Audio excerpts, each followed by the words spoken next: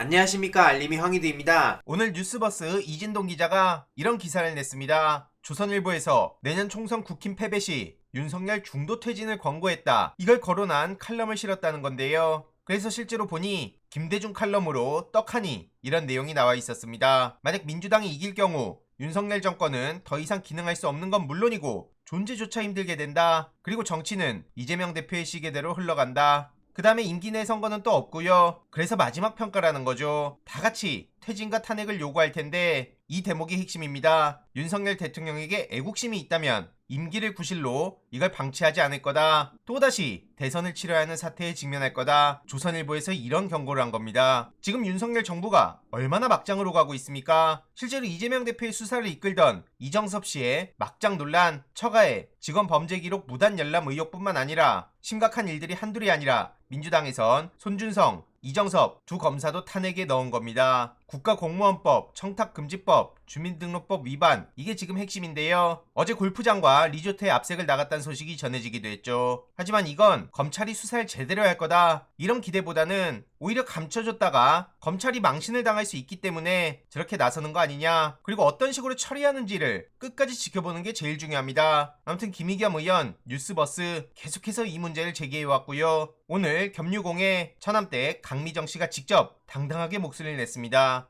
이에 조국 전 장관은 이 인터뷰를 들으니 재력가 가족과 검사 사이가 그 가족의 비위를 덮기 위해 어떤 일을 하는지, 경찰이 얼마나 비굴해지는지 생생하게 알 수 있었다며 용기에 박수를 보낸다는 입장을 전했고요. 이런 생생한 폭로가 있음에도 면죄부 주는 절차만 진행할 수 있으니 끝까지 지켜봐야 된다는 목소리까지 전했습니다. 특히 윤석열 정권에서 이재명 대표를 잡아넣으라고 이정섭 씨를 행동대장으로 앉혔는데 그동안 이재명 대표와 주변 가족들을 수사하듯이 동일 잣대로 이정섭 검사와 가족을 감찰 수사하라고도 요구했습니다. 이런 심각한 이슈들이 쏟아지는 가운데 한동훈 장관이 사랑한 18cm 명품이라며 중앙에서는 연필 보도를 하고 있는데요. 이게 지금 중요한 보도의 가치가 있습니까? 이게 검투사가 칼을 갈듯이 연필을 깎아왔다, 이따위 내용을 보도랍시고 중앙에 떡하니 실려 있습니다. 한심하단 말밖에 안 나오고요. 김종민 의원도 계속 이재명 지도부만 흔들고 있습니다. 그러면서 이준석 씨도 극우 유튜버를 끊었고 이재명 대표도 할 수 있다, 이런 얘기를 하고 있는데 거듭 말씀드리지만 그들과 민주진영 유튜브는 같은 선상에서 놓을 수도 없을 뿐더러 그렇게 유튜브로 퉁치고 나면 나머지 중요한 정보 유통은 어떤 창구로 할 겁니까?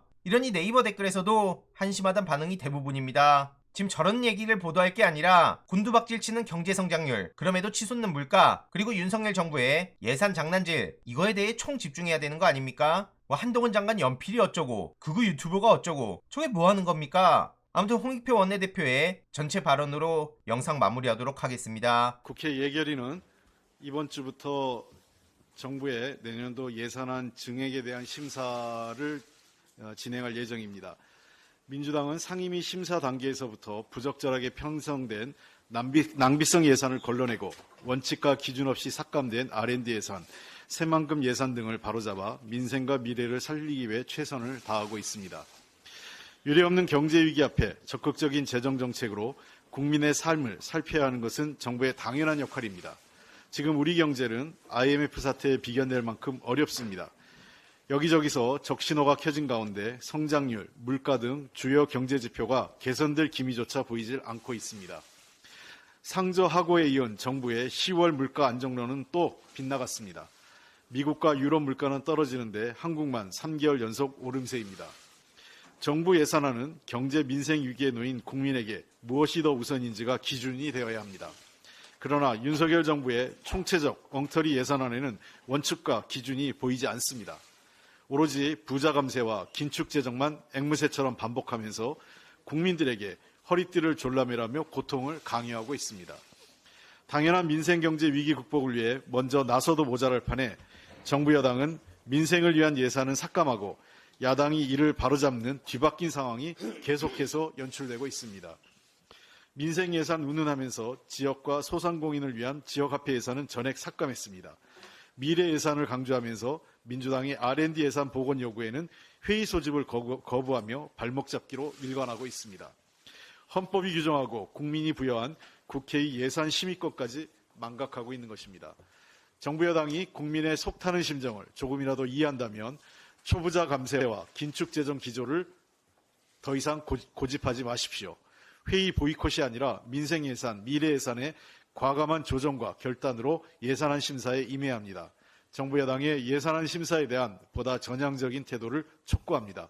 국민이 원칙이고 민생이 기준입니다. 노조법 2, 3조 개정안을 둘러싼 정부 여당의 움직임이 매우 분주합니다. 집권 여당은 노조법 처리 전부터 거부권 협박을 일삼았습니다. 국회 가결 뒤 한덕수 국무총리는 민생과 거리가 먼 법이라며 국회를 비난합니다. 폭력 파업이 공공해질 것이라며 우려했던 고용노동부 장관은 이번 주에 대통령 거부권 건의 여부를 결정하겠다며 도리어 국민 겁박에 나서고 있습니다.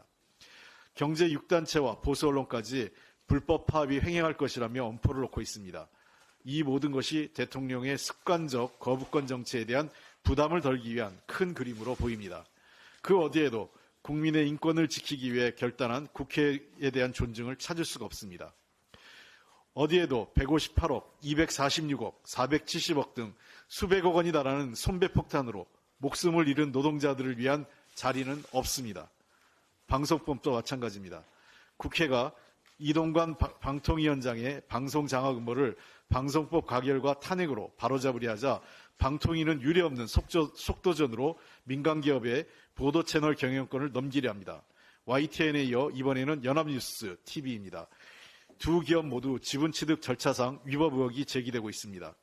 절차도 절차지만 마약 3천회의 투약 전력이 있는 박준영 을지학원 이사장의 이력도 큰 논란입니다.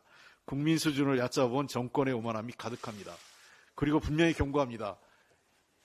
방송 민영화 과정에 이동관 방통위원장이 협조한 방통위 관계자들도 그 법적 정책 책임 반드시 묻겠습니다. 이동관 방통위원장의 불법 행위에 함께하지 마시기 바랍니다. 대통령의 거부권 행사는 국민 거부입니다.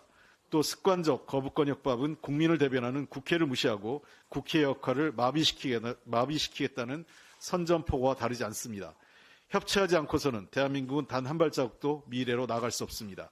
본회의에서 가결된 법률안은 정부에 이송된 날로부터 15일 이내 대통령이 공포하도록 하는 절차를 남겨두고 있습니다.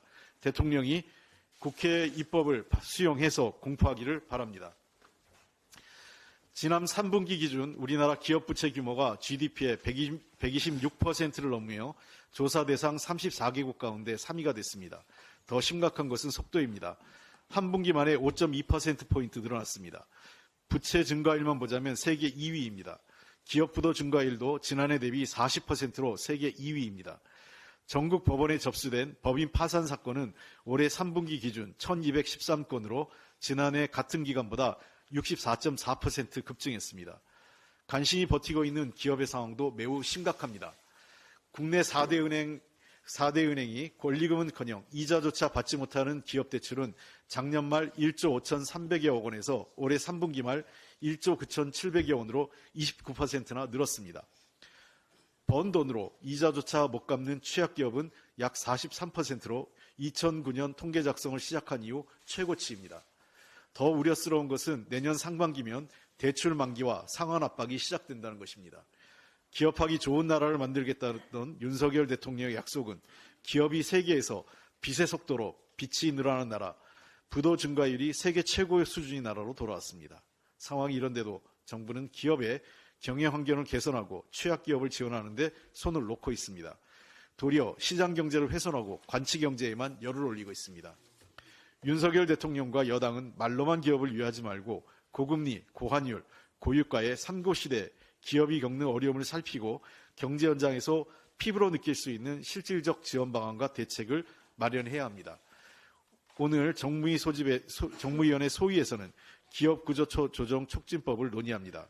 민주당은 기업 지원의 실효성을 제고할 수 있도록 법안을 면밀히 살펴 기업의 힘이 될 수 있도록 최선을 다하겠습니다. 이상입니다. 이번 내용도 유익했다면 구독, 좋아요, 알림 설정, 멤버십 가입 정말 큰 힘이 된다는 점 말씀드리고 싶습니다. 주위에 널리 공유 부탁드립니다.